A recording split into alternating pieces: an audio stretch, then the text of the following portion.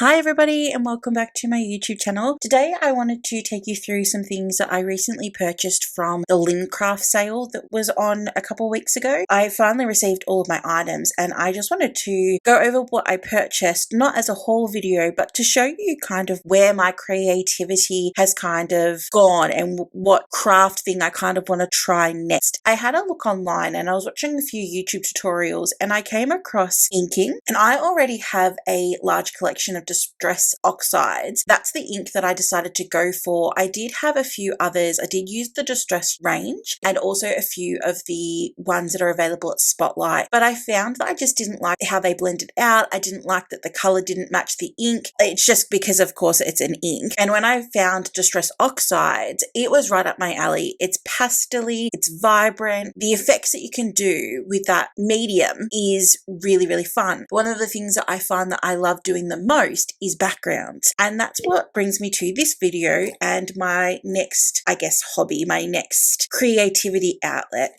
I am going to be looking at doing alcohol ink, because those backgrounds, blending those inks to make those dye effects, that's what I do with the distress oxides. So it felt like a natural progression to do the distress oxides and also to do the ink blending. So what I got from Lincraft is most of this, if not all of it. The brand is Couture Creations. I had a look at the Tim Holtz range, however it was a lot pricier, and I don't know whether or not this is something that is going to be something I can continue to do for the cost, or if I'm going to like doing it at all. I know that it is a bit different to the ink blending because of the fact that it is alcohol, so you need to have a ventilated area, you need to have specialty mats. I think that the price wise it's fine, but it's just whether or not I find that the distress backgrounds are easier and more cost effective than this, because for example this one here is 10 sheets and I got this on sale for $10, so that's $1 a sheet for the specialty alcohol ink blending paper. But if I was to purchase the Tim Holtz paper or the other brands that are out there, it's just getting pricier and pricier and pricier. So I just wanted to give it a go and see. Hopefully I do like it. I do suspect that I will. It's kind of why I went a bit crazy with my color choices. I do own a couple things Couture Creation and I do really like them. They seem to be a very good product, and I watched a few reviews of their ink blending and it looks similar enough that I thought I was going to get a very similar effect but for half the price. When they're not on sale, they are very similar in price. However, this sale was really good. I think I got each bottle for maybe like $4,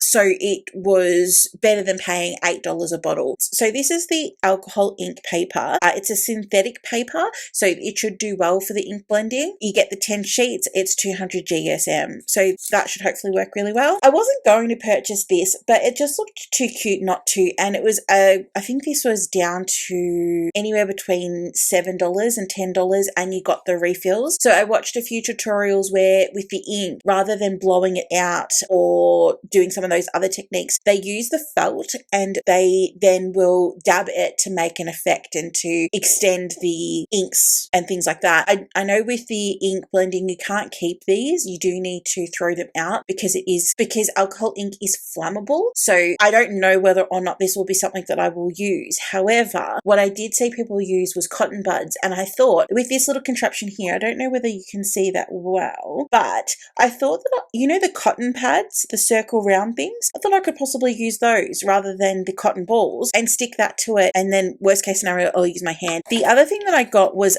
the brayer. Now, my purpose of using this, I don't actually own yet.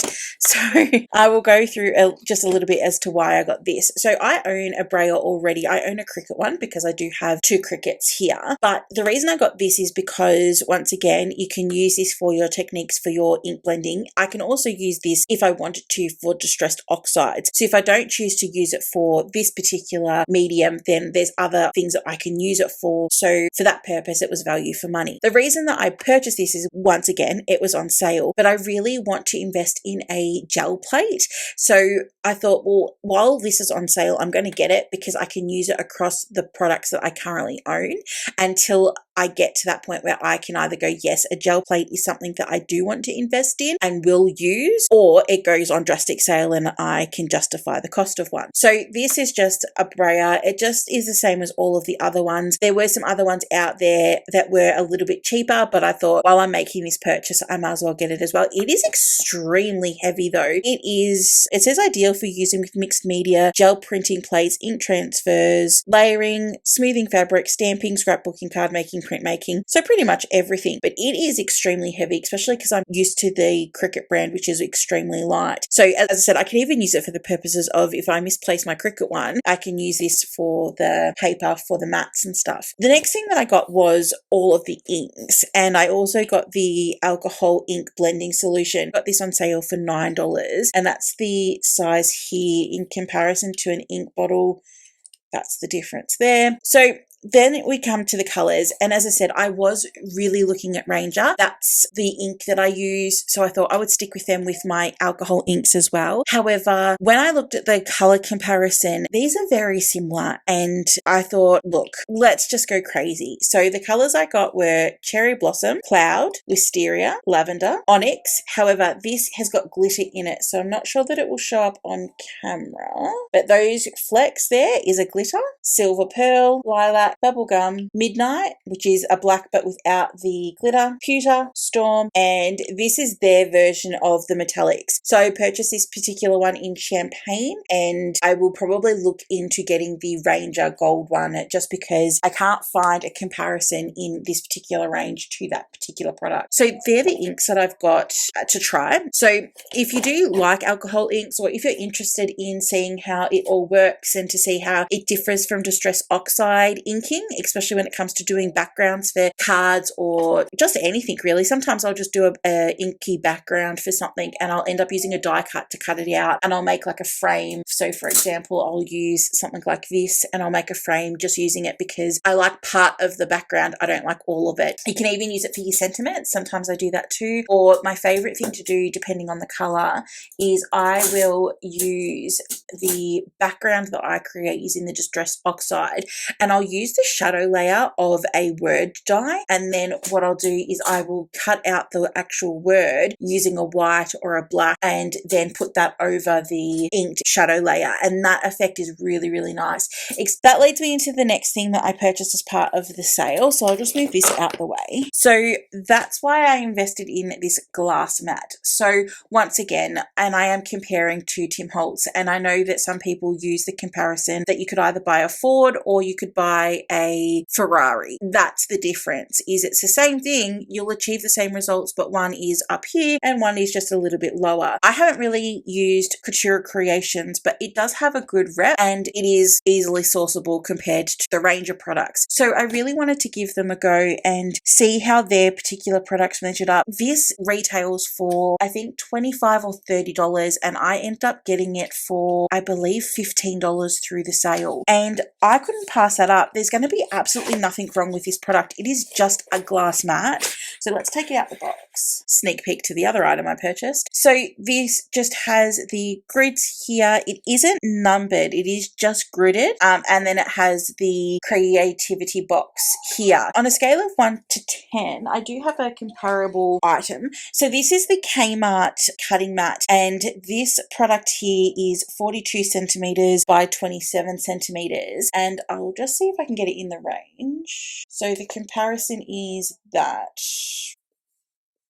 that's the difference there. So it works out to be about 4 centimeters different than this particular mat, but I think that that's fine. The stuff that I'm going to be using on this, which is the ink things, I can create my mixtures here. I can put it on the mat. I can put it on the paper here, but I can also use this for other things. I can use this for my ink blending. I can rub my inks onto this section here and then transfer it onto the card there. I was using this print marker. It's the We Are Memory Keepers print board that they sell. However, I purchased it just because it's a magnetic board, and I got this marked down to like $10 at Spotlight one time, and this is 29 centimeters by 12 centimeters. So this is a better comparison because you can see it's only like a centimeter difference to this board, and I like this board because I just smush my ink on it and then I wipe it clean. But the problem being is that it's not glass, it's like a plastic. So I didn't want to trust this with the ink, the alcohol ink,